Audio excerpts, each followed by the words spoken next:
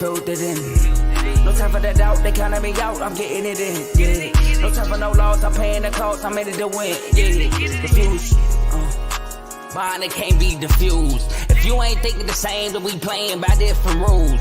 You can't see the vision, we living at different views. Until we complete the mission, keep getting up, never snooze. I walked a mile in my shoes, had the mind of a fool, chasing diamonds and jewels. Trust me, I was confused. Started minding my business and used my mind as a tool. Ended up finding my purpose and found the time to get to it. They told me I couldn't do it, they told me I couldn't make it. They sold it, could never break it. That's sadly mistaken. I need a piece of the pie, I want it so bad I can taste it. They told me like told me, keep on running, toes they gon' take them. Refuse to lose, built to win, apply myself, I felt it in. No time for the doubt, they counting me out, I'm getting it in, yeah. No time for no loss, I pay for the cost, I'm winning to win, yeah. Refuse to lose, I'm built to win, apply myself. Welcome back to CTC. I'm your gracious host, Carl, and I'm back for another episode, man. We're here. We are finally here, 5 hours away from Georgia Tech, Florida State. But I'm here to preview two games in week 0. First one, like I mentioned, at 12 o'clock, and SMU Nevada at 8 o'clock. I can't wait to watch the games. I know I'm going to miss the first one. I'll be at work, but I already got it on YouTube TV set to record, so I will be watching when I come home. And I can't wait to watch SMU Nevada. I want to see if SMU could get the blowout, if Nevada makes it close, if Nevada could win. But before I talk about the games, I like to ask that you like, comment, share, subscribe. Helps the channel. It helps the network. It helps my channel, CTC. No, my bad. By way of the Refuse to Lose Network. Then I like to ask that you check out the other shows on the network. We got the main show featuring Joe, Tomo, and Dave. You know, where they talk about sports. Right now they're doing their 32 teams in review or preview, of the NFL. We got BWT, Baseball with Teddy. Yankees got a good win last night. All baseball content through BWT. We have Dave's Doghouse, where he makes dogs and put dogs in the doghouse, highlights and lowlights of sport. So if you want to see if your favorite player became a dog or somebody on your opposing rival team is in the doghouse, check out Dave's Doghouse. We have RBO, Real Ballers Only, featuring Vaughn. NBA topics from off-season moves, off-season grades, NBA drafts, players in the diamonds in the rough, things like that. Check out RBO. FFC, Fantasy Football with Coach Coombs. Again, fantasy football is right around the corner. It's like 2 weeks away. So if you want your fantasy news, check out Fantasy Football with Coach Coombs. We have Kings Talk featuring Joe Jordan. He talks everything Sacramento Kings. His latest episode, he went over the schedule release for the Kings. So any Kings fans, check out Kings Talk with Joe Jordan. And last but certainly not least, we have In the Red Corner featuring Ty, Tomo, and Ricky. They talk boxing episode, boxing show. All your boxing news goes through In the Red Corner. Now, got my boy Joe in the building. He said, "What's good? We starting early." I see. Yeah, I gotta get this episode out before I go to work. So I gotta get these previews off. Shout out my boy Joe for watching. But let's get into these previews. Week 0 is here. We are finally here. And we got Florida State versus Georgia Tech in Dublin, Ireland to kick off the day, 12 o'clock. Now, if you haven't watched my previews before, you know I give 5 keys or 5 things each team can do to win. And then I pick a winner. And we're going to start with Florida State. Florida State. DJ Uiagalelei, well, I would say ever, but it's only going to be for a year, is here. And he has to take care of the football. He cannot get Georgia Tech into this game with a turnover, no picks, no fumble, no none of that. Has to take care of the ball. Then they have to establish a run. I say this because Georgia Tech against the run last year was not good. So establish a run. See if it's still not good of as a run defense.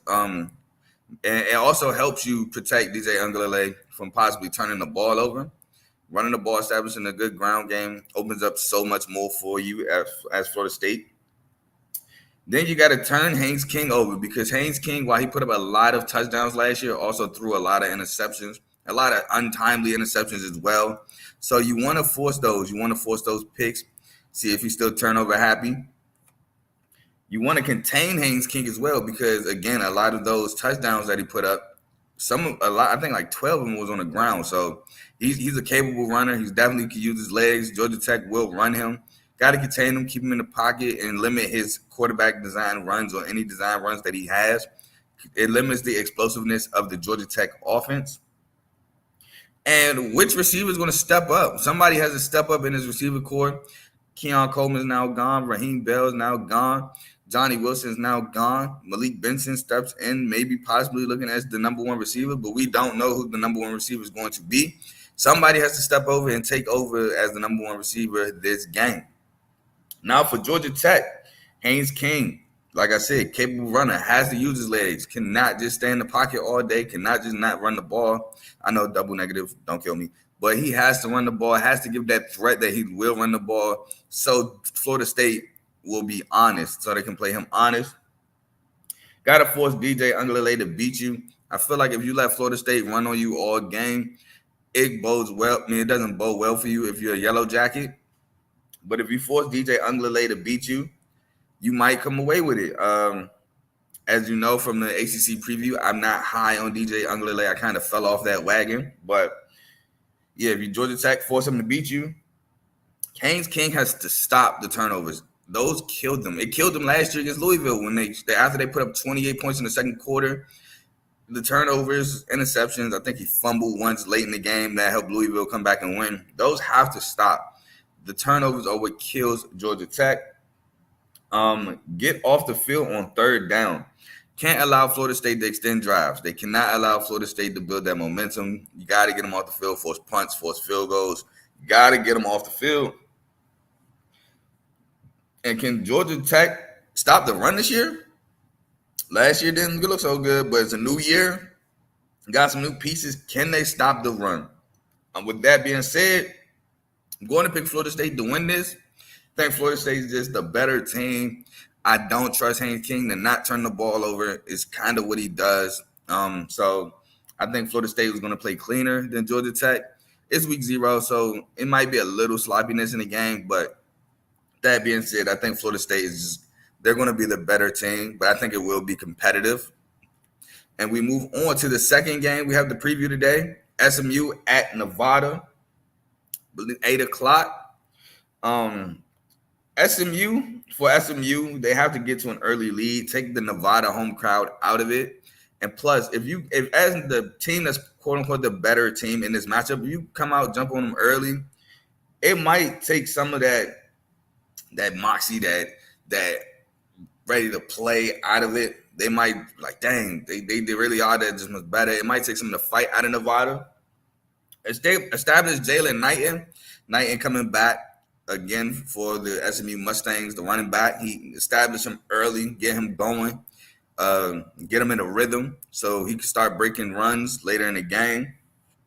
Contain Brandon Lewis's legs. Brandon Lewis is now the starting quarterback for Nevada. It was announced he won a starting quarterback job, and he can use his legs, and you don't want that in the college game, because if you allow that in the college game, it opens up so much. Again, it makes you think about so much if you're a defense. Let's see Preston Stone sling the rock around. Let's get some touchdowns, put up a lot of points on the board. Again, take that fight out of Nevada, take the home crowd out of it, gain the momentum, just putting up points on the board at a rapid rate. And then feed your security blanket, RJ Maryland, excuse me. RJ, you know what they say, man, a quarterback's best friend is a tight end. RJ Maryland is going to be a chain mover. Let's get him the ball early and often, and it opens up everything for the guys on the outside too. So those are my keys for SMU. For Nevada, you got to use Brandon Lewis got to escape the pocket. You got to drop back. If nothing's there, you got to take off and see what you can get. Score early to get the home crowd into it, just like SMU could take the home crowd out of it. Nevada, if they jump out to a 7-0 lead at home, it might make them feel like, man, we could play with these guys. They're not that good as us. Like, they're not much better than us. We could play with them. And it might build the momentum to make it a close game. can't settle for field goals. While I feel like SMU can settle for field goals, being the better team, Nevada has to go and get 6. Anytime you're in the red zone, anytime you're close to scoring, you got to get 6. Cannot settle for threes. Threes will kill you. Efficiency on third down. Try to have third and shorts. Again, they got to keep the ball moving. Cannot settle for threes. Cannot punt. So try to put yourself in third and short situations so where you can convert at a high rate. 3rd and 2s, 3rd and 1s, 3rd and 3s at the max. So that way, against this, it's a pretty good SMU defense. You'll have a better opportunity to convert. And you have to defend in high-powered offense, which I don't know what the game plan is for Nevada, but they have so much to stop in. Jake Bailey, Jalen Knighton, R.J. Maryland, Preston Stone. It's just so much, and they have to find a way to contain it so that way they keep the game close and have a chance to win it at the end. But at the end of the day, I am going with SMU. Again, SMU is one of the better teams in the ACC, just a better team in this matchup. A lot of them pieces for SMU is coming back from the AAC championship team last year, while Nevada is kind of a middle of the pack Mountain West school. Hasn't really done much lately. I haven't really seen them do much since the year before Carson Strong was considered a first-round draft pick, which he didn't even get drafted, I don't think. But I think SMU is just a better team. SMU is going to win this game and possibly blow out Nevada. But that is all for my Week 0 preview. I appreciate anybody who stopped through and watched. I appreciate Joe for commenting, watching, things like that. Again, like, comment, subscribe, share the video. And enjoy you some college football tonight. We actually got 4 games on the slate. I only wanted to do the 2. We got Montana State versus New Mexico coming on after Florida State and Georgia Tech, which, I mean, that might be a good one. And then we got Hawaii, Delaware State coming on at the end of the night at midnight. I don't even know if I'm going to catch that one, but Hawaii they're favored by 39.5, 40 points. Can they, that's one thing to watch. Can they cover the spread? So, again, hold on, we got a comment. My boy Joe says, great show, fire emoji. I appreciate it. Also, he had some gripes with me in the chat, which if you're not a chat, join the Refuse to Lose network, become a member, and join the chats. He had some gripes with me about my playoff bracket, which I can see. I definitely understand why he said what he said. It does make sense. But I don't know, man. I just try to think like a committee, not a committee, like the rankings. So I feel you, though. I definitely feel you. That's why I said you can interchange them. I just don't know what the rankings are going to do. But that is the show. Unfortunately, I have to go to work, so I will be missing Florida State, Georgia Tech. I know I keep saying it because it sucked. I was looking forward to watching it, but I know I had to go to work. But it just sucks, man. But I will be back tomorrow to recap the games, just to go over them. So like I said, I will be watching when I get home. But y'all enjoy y'all college football. Enjoy the rest of y'all day. Enjoy y'all weekend. And I will see y'all tomorrow. Peace.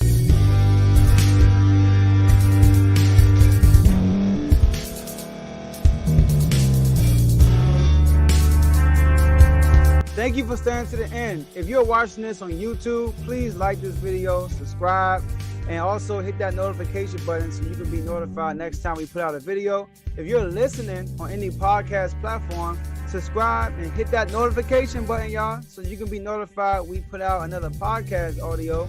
And last but not least, hit that share button. No matter what you're listening to or watching it, hit that share button and send it to somebody that you know that would love to watch this episode you just listened to. So once again, thank you for staying to the end, and we'll see y'all in the next episode. All right, Joe, I just caught your comment by the end of the outro. So real quick, just a 10-second bonus. Who do you have winning on the other 2? I have Hawaii beating Delaware State in Hawaii, especially after that bus mishap thing that just happened with Delaware State, missed their flight. And I want to say Montana State beats New Mexico. Montana State is one of the better FCS schools. New Mexico just, I don't know what's wrong with New Mexico. They lose a lot. They're not really a good school in the Mountain West. So I'll take Montana State. But nice little 10-15 seconds for you, my boy. Enjoy you some college football, and y'all take care.